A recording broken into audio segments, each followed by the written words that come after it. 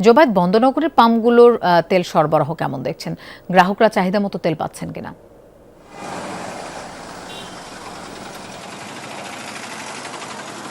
লোপা চাহিদা মতো তেল পাওয়ার জন্য যে পেট্রোল পাম্পগুলো খোলা থাকার কথা সেগুলো কিন্তু বেশিরভাগই আমরা বন্ধ দেখতে পাচ্ছি। এই মুহূর্তে আমি নগরের ওয়ারলেস এলাকার একটি পেট্রোল পাম্পে আছি এবং সেটি বন্ধ আছে এবং পেট্রোল পাম্পটি বন্ধ থাকার পরও এই যে গ্রাহকরা যারা চালকরা আছেন বা বিভিন্ন বাসাবাড়ির জেনারেটর বা অফিসের কাজে যাদের তেল প্রয়োজন হয় তারা এখানে লাইন ধরে দাঁড়িয়ে আছেন।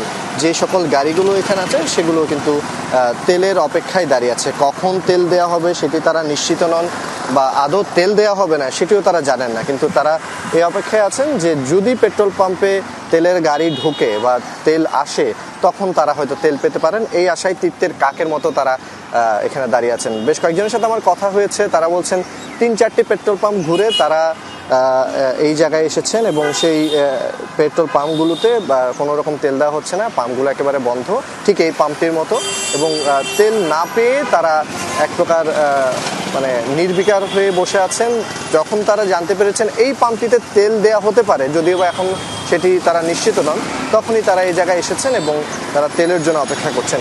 শুধু এই পাম্পটি নয়, চট্টগ্রামের বিভিন্ন গুরুত্বপূর্ণ মোড়ে যে তেলগুলো আছে বা তেলের পাম্পগুলো আছে সেখানেই কিন্তু এই মুহূর্তে তেল দেওয়া হচ্ছে না এবং যে কয়টিতে তেল দেওয়া হচ্ছে সেখানেই চালকদের বা গ্রাহকদের সবচেয়ে বেশি ভিড়।